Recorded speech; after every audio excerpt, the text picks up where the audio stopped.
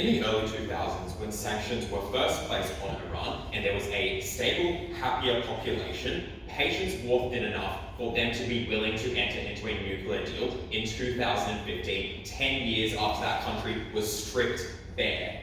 4 years now into that nuclear deal failing, that patience has again worn thin. Iran ought to re-enter that nuclear deal to save its people, to make those leaders happy. What am I going to do in this speech? I will first talk about the context and the relevant interests of the Iranian leadership. Secondly, I'll talk about the broader economic benefits. And finally, I will talk about the broader political interests that this serves. Firstly, on context, there are actually three key things to note here. The first is to note that Trump pulled out the nuclear deal in a very hyper-politicized way. However, since then, there has been a regime change in the US, and Biden has shown interest in rejoining by virtue of talking with the Iranian leaders in 2021. Biden was Obama's VP. This was an Obama policy that happened in 2015. He was very keen to reinstate this. What this means is that the conditions that have been offered to Iran in rejoining the nuclear deal have been overwhelmingly positive for them, right? Because in exchange for scaling back your uranium enrichment program, you have been offered gradual releasing of trade sanctions, gradual releasing of the personal sanctions, right?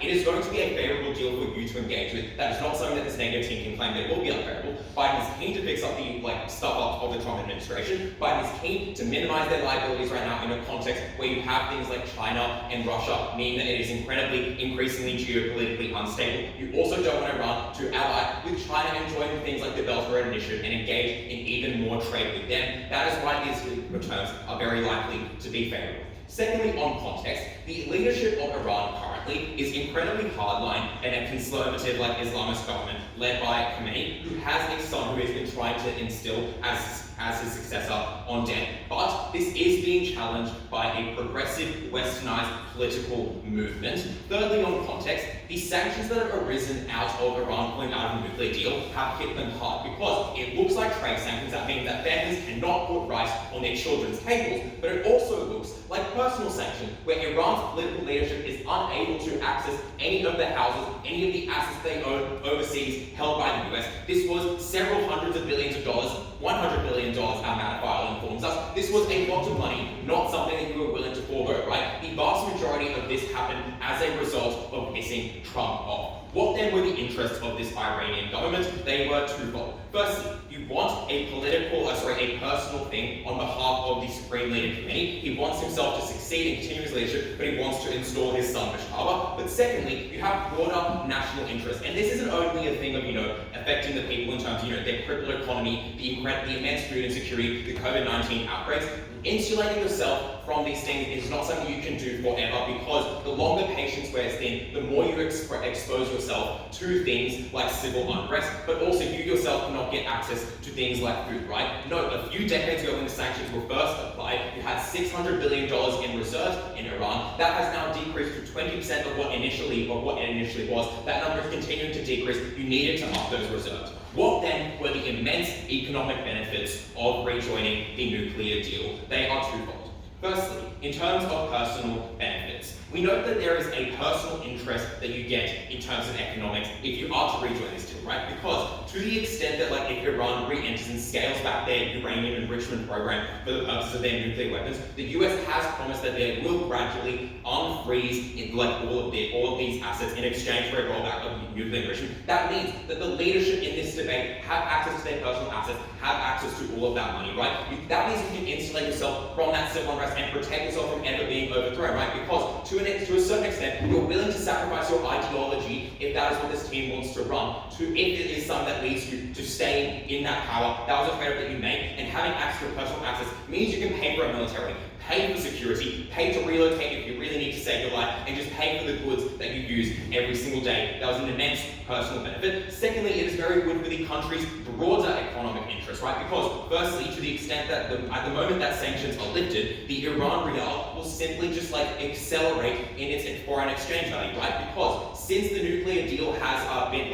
fallen through, at least 90% of its value against the US dollar has decreased. This instantly improves the moment that global investors are once again willing to engage with your country, right? And the impact of this is threefold. Firstly, the cash reserves in the country increasing worth by whatever amount the value of the Iranian rial increases by. Secondly, you are now able to access global trade markets because you have purchasing power as a government. Your people also have purchasing power through their currencies. They get access to lots of overseas goods that they are now starved of. You get food on those people's plates. But thirdly, the access of ordinary citizens also increase in value panel because of the fact that these are oftentimes held in the rial and not in US dollars in the same way that personal assets of leaders are held in. You needed a good value of the rial in order for the middle class to be able to access what they currently hold. The second way in which you approve the broader economic interest is because of the fact that you lift those trade sanctions, as I tell you, as has been a Biden promise. It allows you to trade with the rest of the West. Because when the US sanctions you, it is not just the US that sanctions you, it is every single ally that they possess. It is every single country that does not want to be invaded. They are the ones sanctioning you. You automatically gain access to all of those markets, right? Because you remove yourself from that Western dogpile, you now get things like grain, you now get things like rice, you now get things like export industries that are flatlined as a result of that government, right? If the negative team wants to say these terms will be unfavorable, and it's not going to be very good for the Iranian oil reserves, guess what the US wants to hold on to right now because petrol is $6 a gallon. Oil. They're just going to accept those things. You have a huge amount of bargaining power in this. You have a huge amount of power to make sure that those terms are something that they abide by. But even if the terms are not ideal, your people are suffering so much right now, so even some level of compromise terms is a good thing. I'm going to finish this speech by talking about the broader political interest, because even if you were not convinced that we win this debate simply on the fact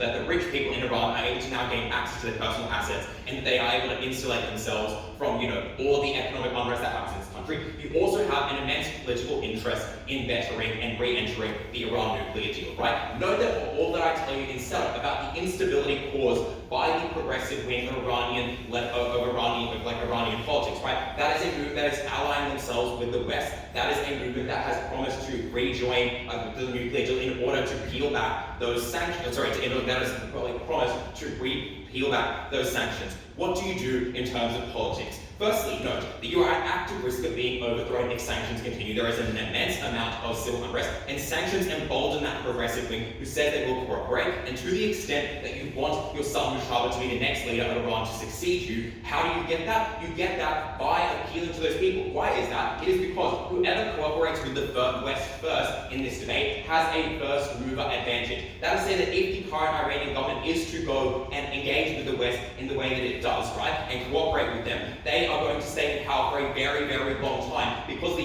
US has a market history of propping up leaders who give them access to things like oil and leaders who cooperate with them in exchange for things like natural resources. At the end of this speech, what do I prove to you? I prove to you that Iran ought to rejoin the nuclear deal because of the fact that it is going to be very, very good for that leadership if they are one that is self-interested. If they are one that cares about broader national interest, they want to feed their people, they want to do good by them. If they are one that is going to want to keep their son in power, they also do that. All the interests are so much more accounted for if you rejoin that nuclear deal. You are willing to sacrifice your ideology in this debate, never proud to avert.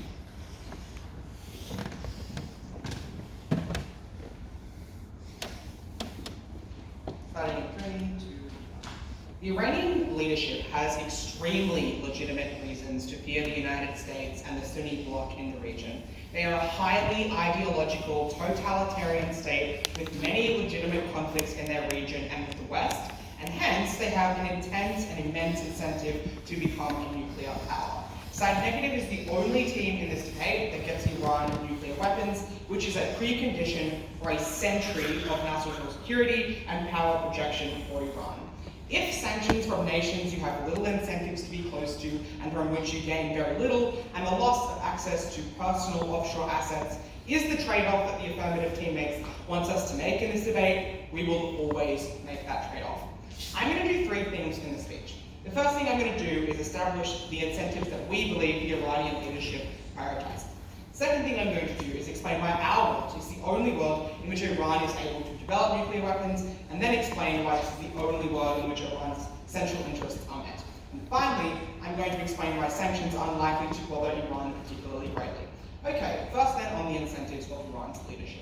The first thing to say and to establish is that Iran is a highly ideologically motivated power. They are motivated by a particular interpretation of Shia Islam. They believe in the dominance of this form of Islam. They have centuries of conflicts that suggest to you that this is a strong incentive that they have. They are led by essentially a religious leader, and they are totalitarian. This establishes that they are highly ideologically motivated. Secondly, they have a very legitimate desire to protect themselves from the West, and specifically the United States of America. We would say that this is quite a genuine interest because the US has historically meddled in the politics of Iran. They've done things like privatize Iranian assets and selling them off to US corporations.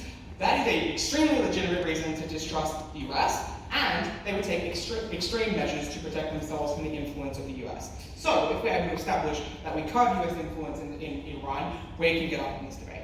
Finally, we would say that they seek some degree of regional influence. Why would you believe this is true? They are currently engaged in a set of proxy conflicts in the Persian Gulf with Saudi Arabia that leads a Sunni Islamic bloc. They decide to be regionally dominant, they decide to defeat this bloc, so if we are the team that establishes that they can get that regional influence, we will be the team that wins this debate. Okay, let's talk about why Iran will only develop nuclear weapons in the world of team negative. So, the first part of this argument is to establish why they will be able to if they continue on their current path and do not join the Iran nuclear deal. The first reason that we think this is true. They are currently very close to doing so. They have a strong nuclear program. They have the facilities to do this. The reason for the deal in the first place was that the West and the US had an extreme fear of Iran gaining nuclear weapons imminently. That suggests to you they are close.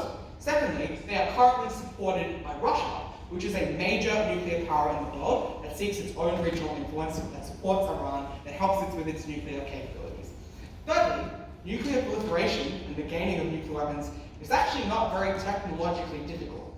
We understand the basic science that many countries have already developed nuclear weapons before. It is extremely precedented to have.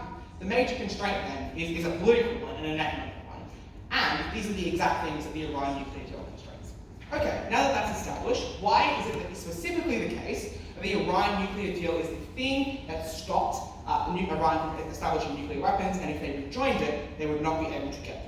The first and most obvious reason is they have to abide by conditions that restrict their ability to enrich uranium, things that are necessary for nuclear weapons.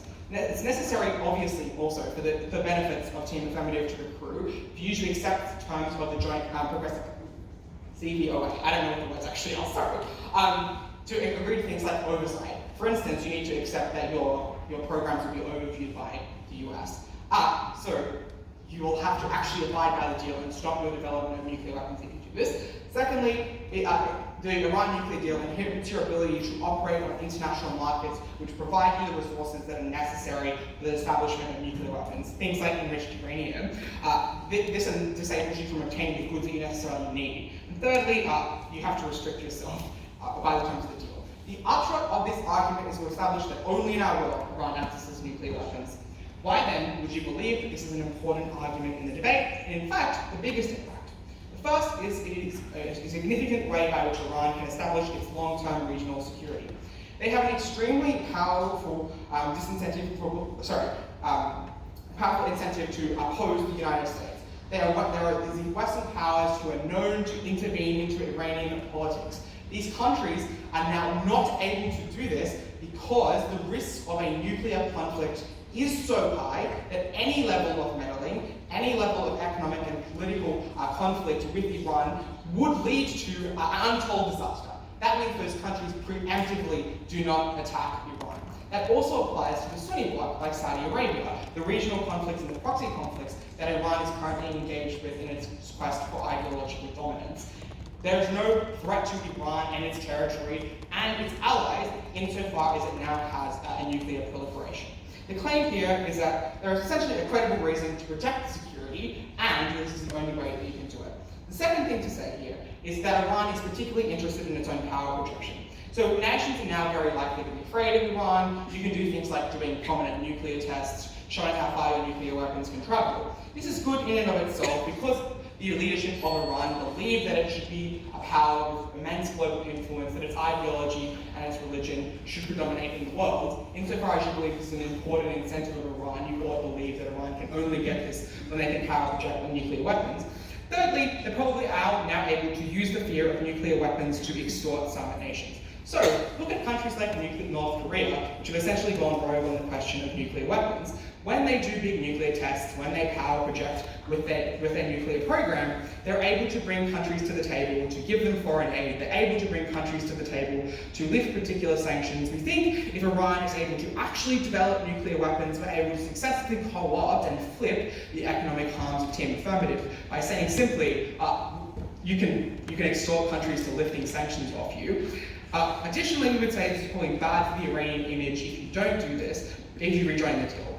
Because you're probably seen as weak domestically, because there is a huge ideological opposition domestically to the United States, especially after the US left the deal, even though Iran was abiding by it, and a huge part of Iranian politics is essentially distrust of the US. You are seen as weak, you are seen as cozying up to the US if you do this. This reduces your power as a regime. That all establishes that nuclear weapons and getting them is a big benefit for Team Negative in the debate, and whether you're the one who gets it. Finally, at the end of the speech, I want to explain why lifting of economic sanctions is not a particularly substantive incentive of the Iranian leadership.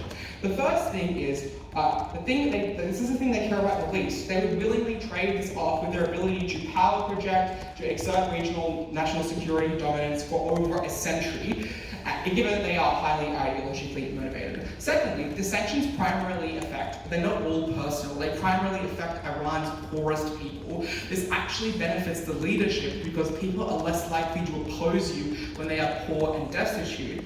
And thirdly, the US does not have substantial trade incentives to go with the West anyway. They still will likely heavily distrust them. And Russia, which is a major ally of Iran, would probably distance themselves insofar as you're now cozying yourself up, which probably counteracts many of the economic benefits of increased relationships with the West. So proud to negate.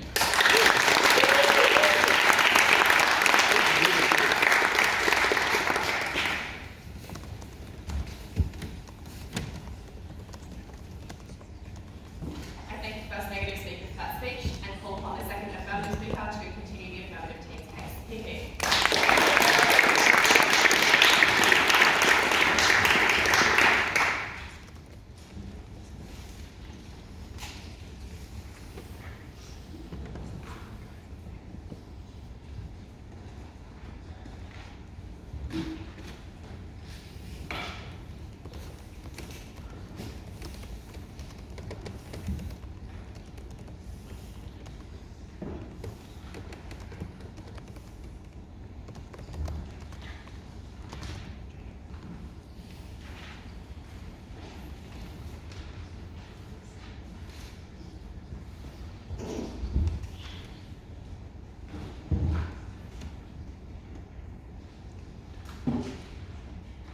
Sorry, I'm just going to take a second to set up, if that's okay.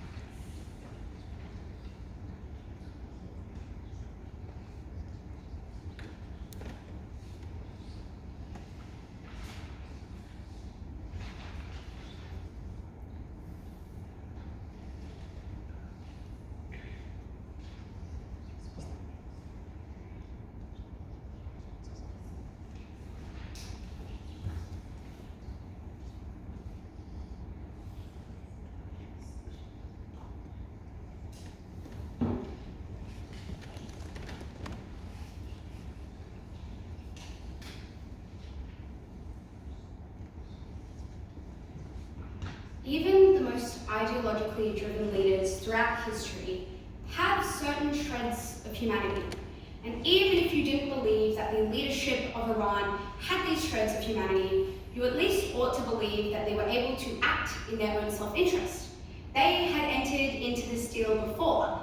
They are able to enter into it again on better terms that protect them. Side negative tells you that their protection route is nuclear weapons. We tell you it is so much more. It is economic power. It is power of the people in Iran to be enfranchised, both in terms of their economic success, but also their quality of life. These are all in the interests of this government that has the idea that they wish to have a legacy. They wish to have their son implemented in this country. We secure the future of that leadership. We help the people of Iran. We make it the strong country they so aim to have. And that is why side affirmative is so far ahead in this debate. A couple of things in this speech. Firstly, some weighing. Secondly, why it is not actually the case that nuclear power is the best way to protect Iran. And then lastly, why you just got hugely increased political stability within that country. But just a note on weighing before I get into the responsive and substantive content within my speech. The first thing to say is that this is an interest debate. It is not an actor debate. Illogical interests from actors ought not be credited within this debate. Note this before I get into my material about nuclear power. The second thing is that the life, at the point that you believe that the life of people in this government body improves materially, but also the fact that their assets improve materially. These weren't just the things that were dollars to them, these were the things like the people that work for them, their support and their goodwill within that nation. These were all interests of that government, so much better on side affirmative. But firstly, why it was probably just not actually true that Iran needed nuclear weapons. What do we get from side negative? Side negative tells us that they want to establish themselves as a regional power, and they want to be able to do things like force countries to stop sanctions because they have these nuclear weapons. I think that this is unlikely for a couple of reasons. If you are trying to deal in the game of nuclear weapons, Iran is already at a disadvantage, no matter what you do.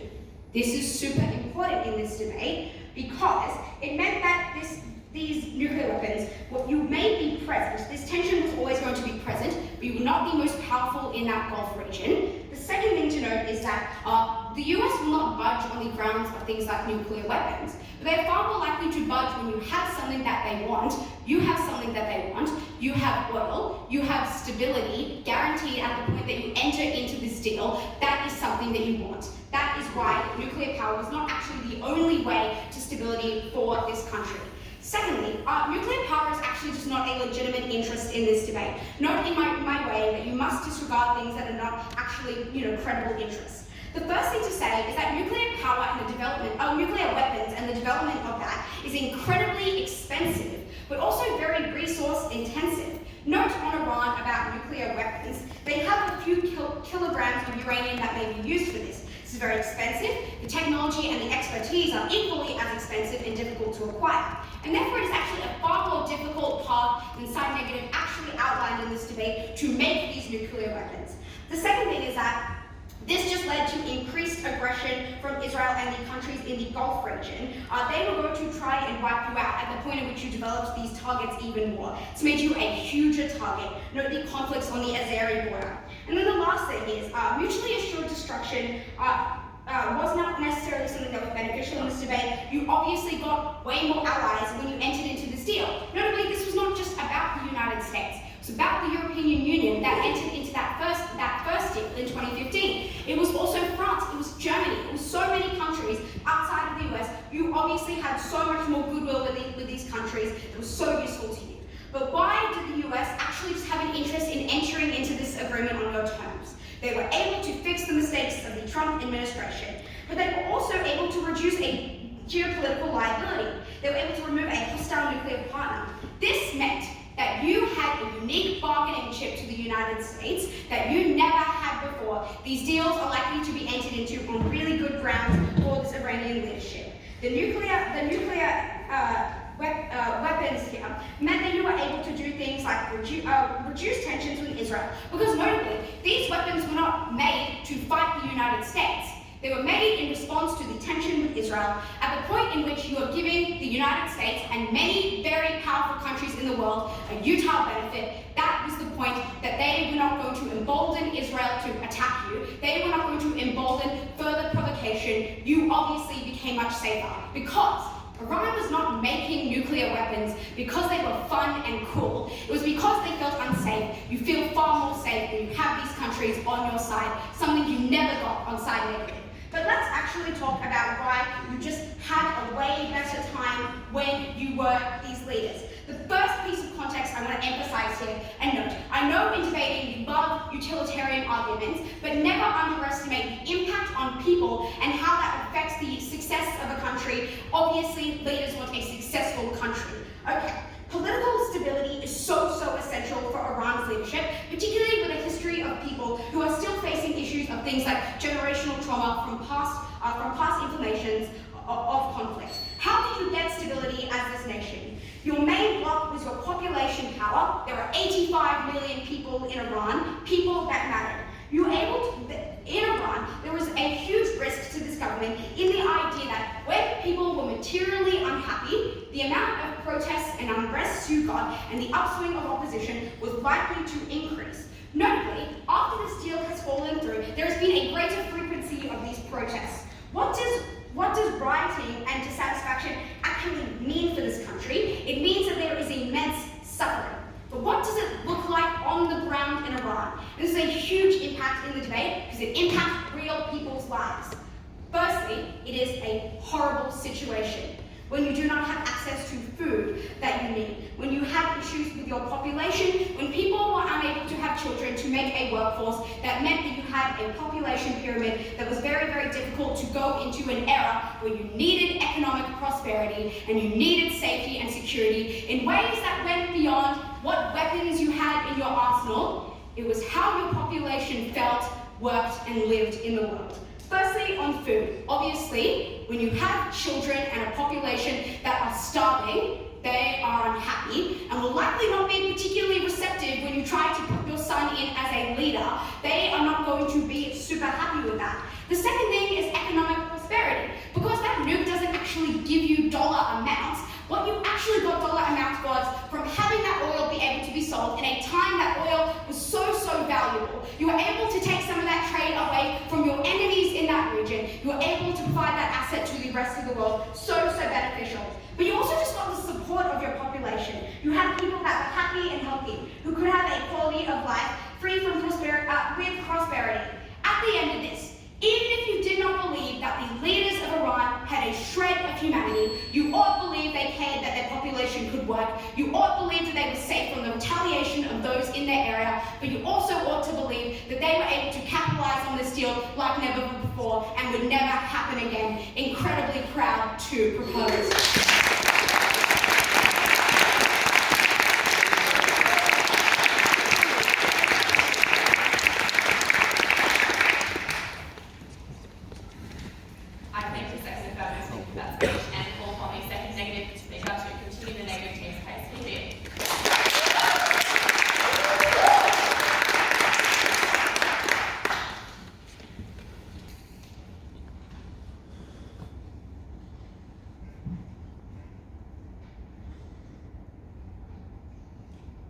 Interestingly, we get our easiest path to victory in this debate from first affirmative. Because they get up and tell you that in Iran there exists a counterfactual government which is campaigning for association with the West and for progressivism.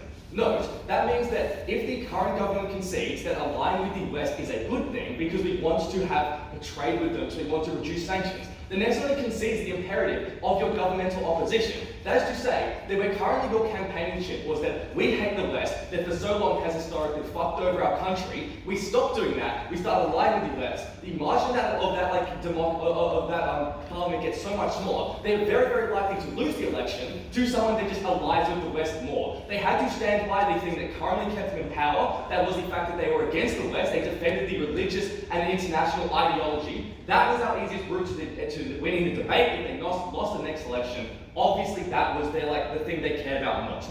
Beyond this, I will have two issues in this debate. Firstly, whether this is good for internal incentives. Secondly, whether this is good for external autonomy. What do you hear internally from opposition? The strongest push is basically about the idea that sanctions are a huge problem and they're likely to care about it for the fact that it leads to economic growth. First thing they say, right, is just that first thing they say is that this is reasonably unresponsive to our material on why the leaders don't actually care that much about it. They tell you it's millions of dollars, but we would note that firstly, the governmental leaders could lose personal capital because of this, probably A, have a lot of money anyway, or B, and more likely, have the political capital that means that money just doesn't matter for you. If you had so much control over a country, why did you care if you could afford things? You could probably get them other ways. That wasn't a particularly strong personal incentive. Because they tell you also that people don't care, because they were campaigning on the basis of being an ideologically strong government rather than the government that lied with the West. That is to say that people didn't care about economics. But also, right, the opposition just massively mischaracterizes what Iran looks like.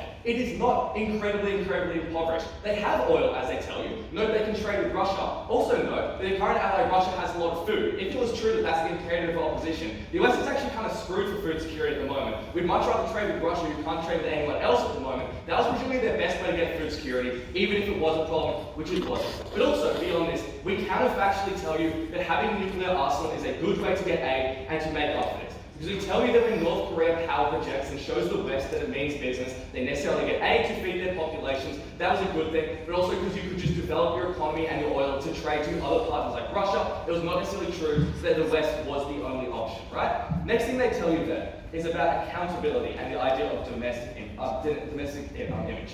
First thing they tell you, they basically characterize this world in which, patience is wearing thin over time with economic turmoil. But as I say in my intro, right, the problem with this is that it's about their campaign against a progressive government. Obviously, if patience is really wearing that thin, this government's kind of screwed anyway. They may as well double down on the fact that they have the religious win, they have the ideological win. That was their only route to win in the election. The next thing they tell you, though, is that there is generational trauma, that people are coming back, that people are having severe disadvantage, and that's likely to lead them to protest. The thing to note here is that the generational trauma that exists is literally the fault of the US, right? Because they instituted a series of US-backed government that completely fucked over the country, and now people hate the US and do not want the government to go back to it. That is to say, we co-opt their generational trauma benefit, because the populace literally hates the US, they do not want a government which just flips and literally goes begging to the US on its knees for more economic benefit. We tell you then this is literally so bad for domestic image. Obviously we want to care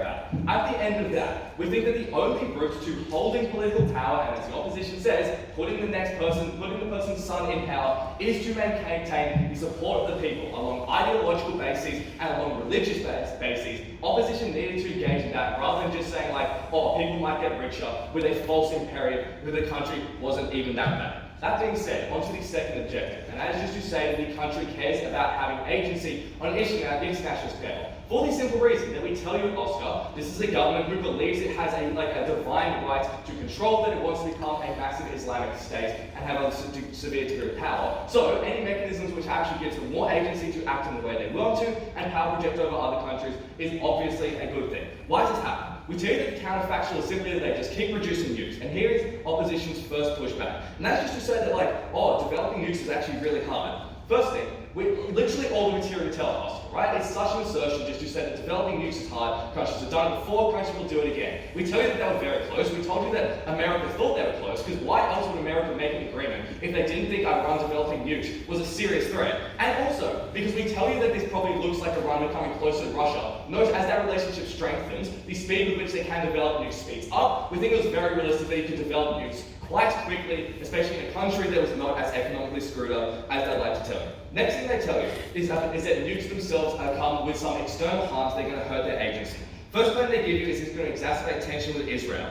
The problem with this is that their pushback kind of just presumes that the US would back Iran in a war or in tension against Israel, which is obviously not true. If they are right and that Iran's a current enemy in that sphere is Israel, then obviously the US is literally the worst option because Israel was massively backed by the US. They would never get the support they needed, rather they need to independently install nukes to have that symmetrical threat back to Israel to actually maintain power in the area. Second thing is they just tell you that generally it makes Iran a target. I think firstly, in that region where there are a bunch of power-hungry states, presumably being vulnerable and relying on other countries, which also themselves have a competing interest in that area, actually makes you far more of a threat because there's ways to take you over. No, this was probably an acceptable risk to take in the very short term because we ensure the power of the government for such a long time. Opposition wants to talk long term, we will talk long term as well. Next thing though is on economic agency. Now, opposition tells you, right, that and there is economic self-interest and the government on an agency perspective wants to have a strong economy. First thing they tell you is we have economic power. So vague what this means, right? A government which has autocratic and no ideological power presumably has the political capital to actually operate with more agency. That is to say, you didn't have to scrounge up the budget to do something. You literally had the direct control of the country. People believed in your ideology, so you could tell them what to do. That looked like having more power. That was something the government probably cared about a lot. Second thing that they tell you is that the people in the country get better, and they ought to care about this. No, we tell you down the bench that the primary incentive of the government is to stay in power, and because they genuinely believe that the way to best benefit the country is to reinstate a strong Islamic body. That was their interest. Unclear why specifically they care about the interests of the people in the country. Also note, even if this is the case, it's just so marginal, right? We tell you can ally with Russia, we tell you those economic incentives actually work quite well. Presumably Iran keeps developing anyway. Next thing though, so final thing that they tell you economically is that it's going to lead to a massive immediate benefit when the currency evaluates. Firstly, the mechanism of this is just so painfully vague, right? They're just if you sign a deal with the US, your currency is going to go up. First thing to note, we obviously care more about your currency in relation to other things, for example, the ruble, that was not to be affected on the opposition side. But secondly, if they literally get up and tell you that the country has no foreign exchange reserves, has no reserves of currency, that's just to say presumably they don't accrue as many benefits from this, right? If they don't have the money with which to bring in aid, that's not going to happen. We'd much rather counterfactual whereby bodies like the UN are able to give them aid, are able to actually give you aid. Finally though, they present a mechanism that is worth engaging with other actors in the international stage. That this will get rid of allies. This is literally bad for the government, right? This is a government that did not want to rely on countries like France and England, Germany or whatever for their power. They wanted to have that alone. They wanted to be able to institute their ideology. A world in which they relied on nuclear protection from someone else was a unique harm. I'm very, very proud to negate.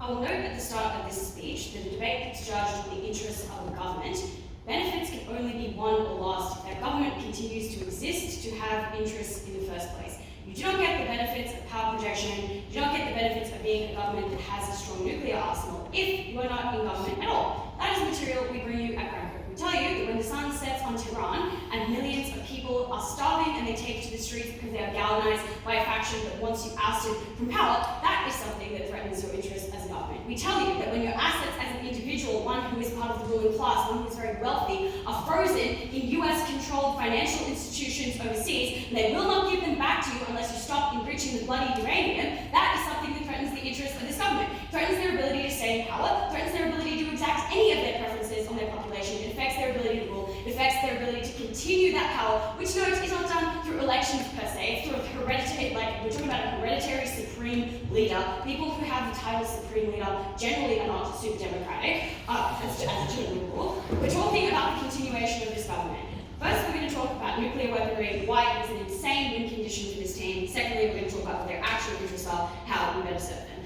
We would note, again, that nuclear weaponry only really matters as a benefit if you can retain power that gives you beneficial access to it. But no, only really matters if you can even get this arsenal off the ground. And we tell you that it is not in the interest of Iran to become a nuclear power, nor is it particularly feasible for them to do so. Their I guess, Hail Mary response to this is like, well, if big bad Iran wasn't big bad Iran and didn't have a very solid chance of becoming a big bad nuclear power, why would the US apply sanctions? We want note one, the United States applies sanctions on a bunch of different countries that have far less capabilities than, for instance, Iran does, based on minimizing its geopolitical liabilities. It does not matter if they would not become a nuclear power in like the next year or so. The fact that they have enriched uranium, the fact that they are reneging on the terms of deal that threatens the United States' legitimacy and chokehold on the entire region is reason. We know that the United States also sanctions people and countries for purely ideological reasons. They sanction countries simply because they elect leftist governments. They coup countries because they do the same thing. It was not sufficient for this team to say that, well, clearly they must be very big and bad and scary because the United States sanctions them. The United States sanctions everyone.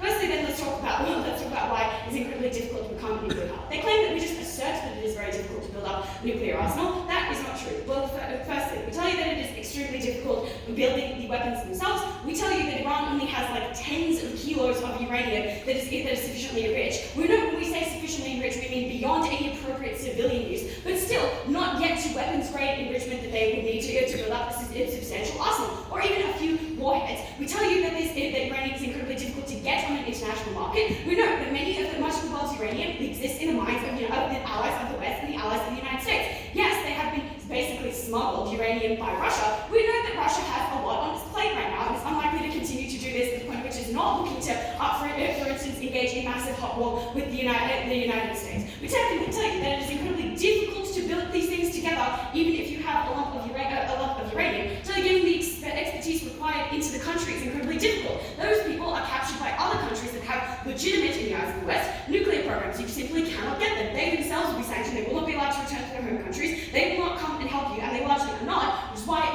Iran's nuclear development has stalled pretty substantially. We tell you that thirdly, mutually assured destruction, if you will, requires things like nuclear detection and deflection. That is to say, you need to detect that somebody is firing a nuke at you and fire one right back at them before you are completely flattened, and that is what will happen when you do not have incredibly sophisticated mechanisms. We know, like the Iron Dome in Israel is an excellent example of a detection and deflection system. Iran does not have this because it is incredibly expensive and time-consuming to build. We know that you can't even keep the lights on for hours at night in Tehran at the moment. You cannot access food and water and basic necessities. You cannot access sanitation. That is an enormous opportunity cost that affects everyone and it requires a massive amount of attention that is just insane to divert. Unclear that they can even afford to divert it in the first place. Tell you that the build-up of this nuclear arsenal is extremely likely to fail, but that also we tell you, to very little response, that the attempts to build up a nuclear arsenal attract enormous amounts of aggression and attention from the precise people who you do not want to wipe you out, and they want to wipe you out, like for instance places like Israel. And no, it is not true that yes, the United States would back Iran in a conflict with Israel. They would obviously just use their leverage over Israel to stop them from being that aggressive with you, like in, for instance, Azerbaijani border conflicts that erupt in skirmishes pretty constantly. That's the kind of thing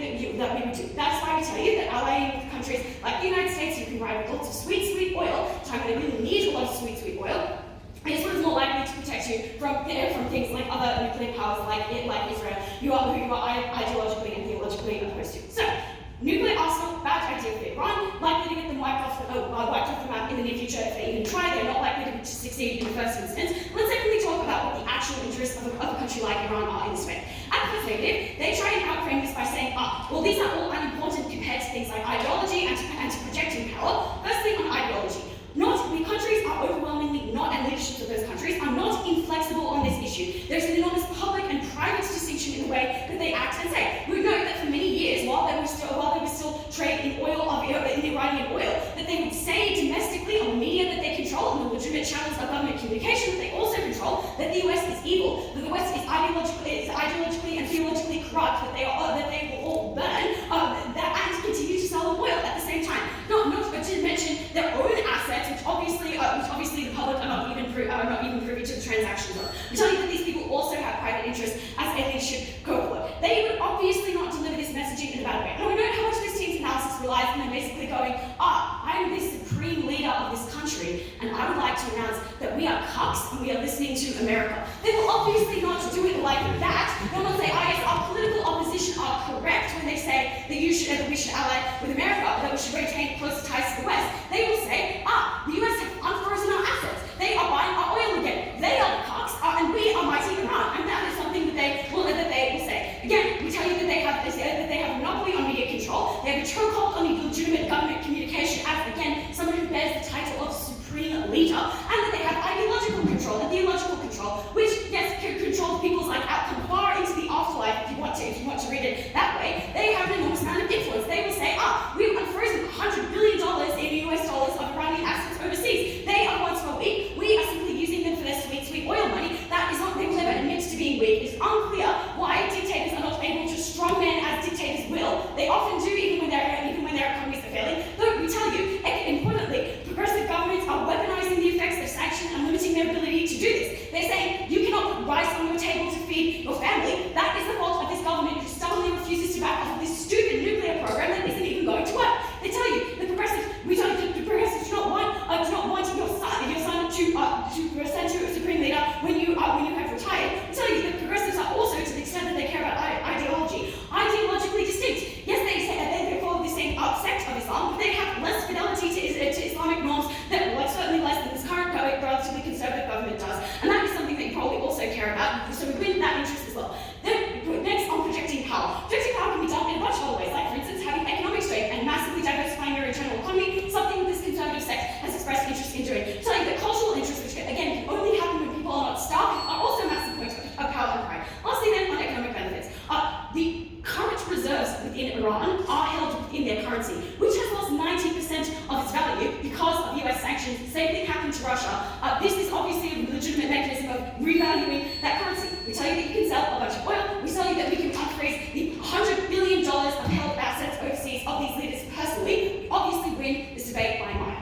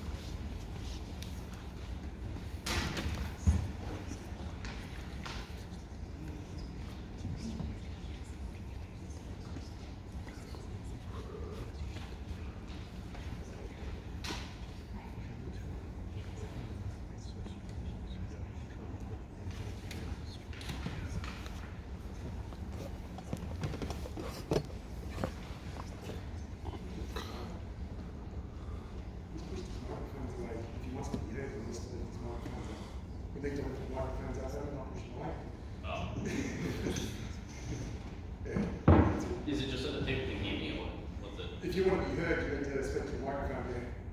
Oh, okay. I think that's my question.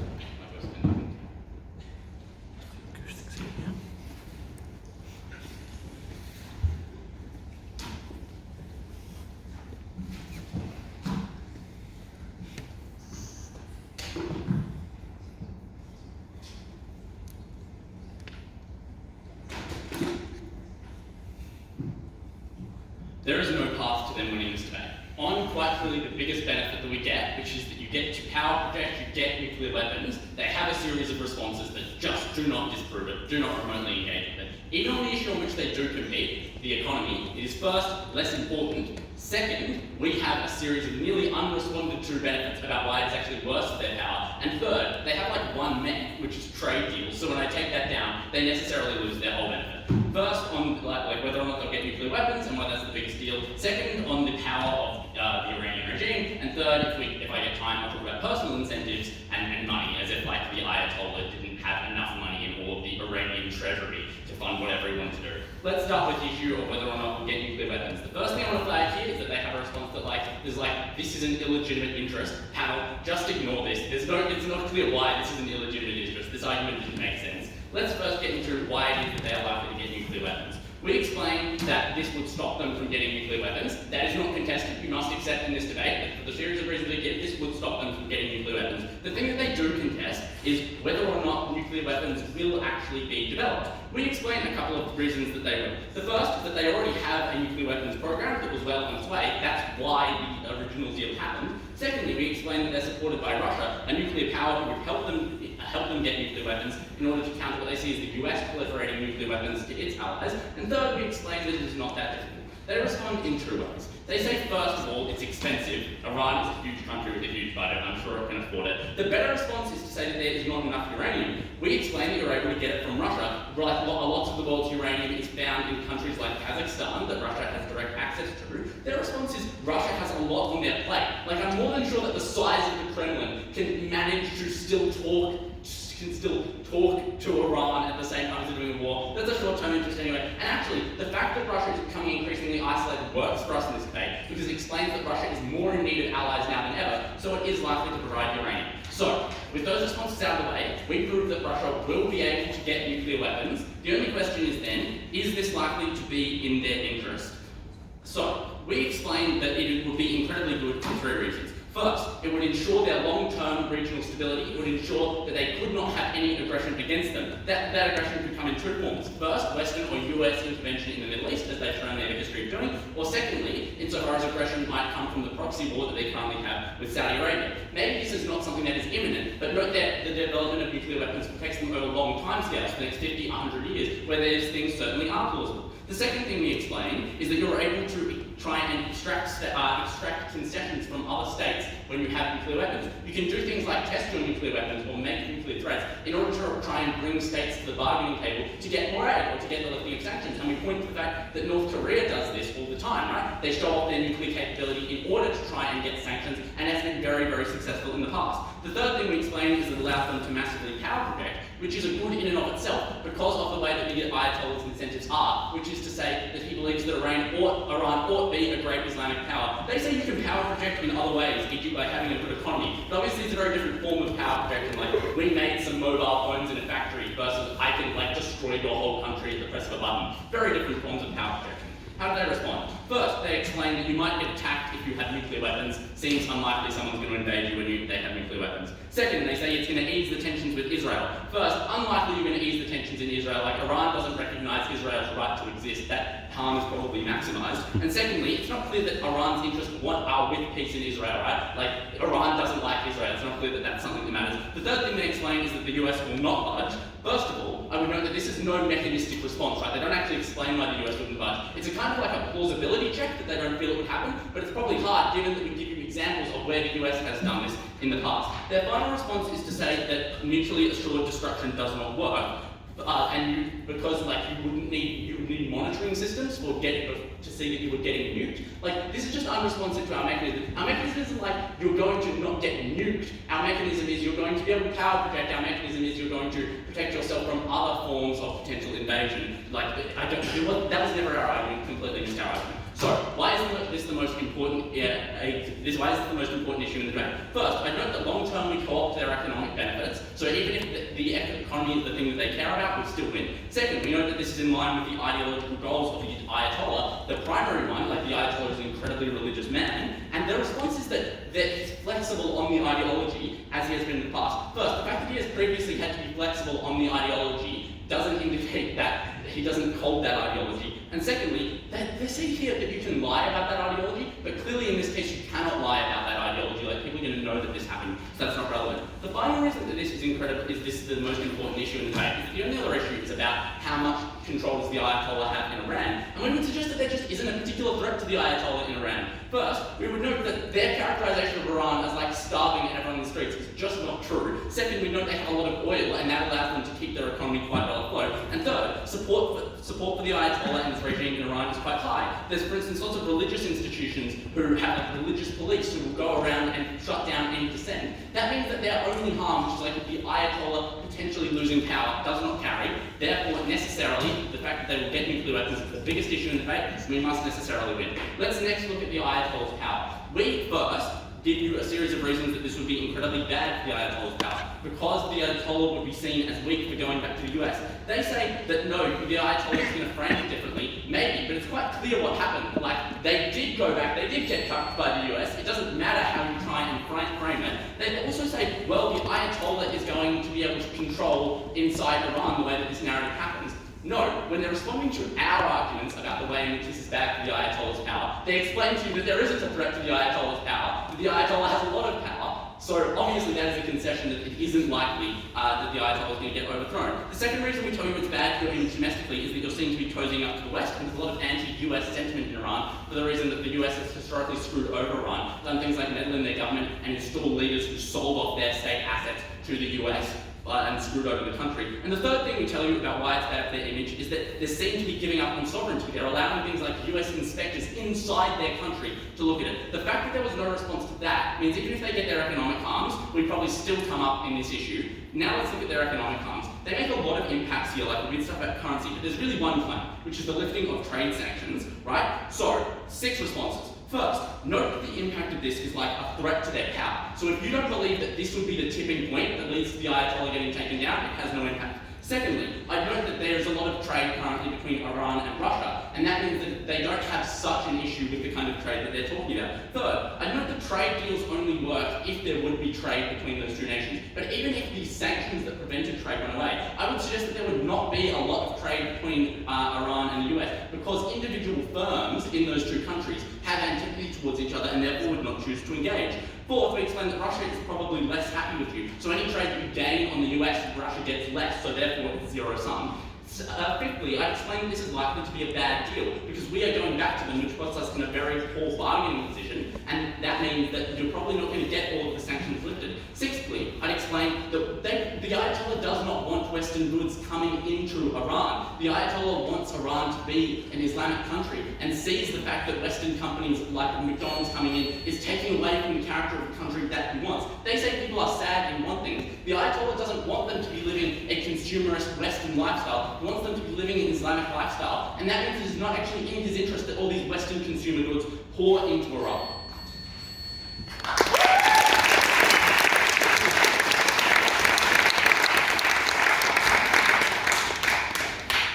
I think it's negative speak for that speech, and I hope you all enjoy the debate. We will ask everybody to please leave the room while we deliberate, Sorry. or will we stay in here? Yeah.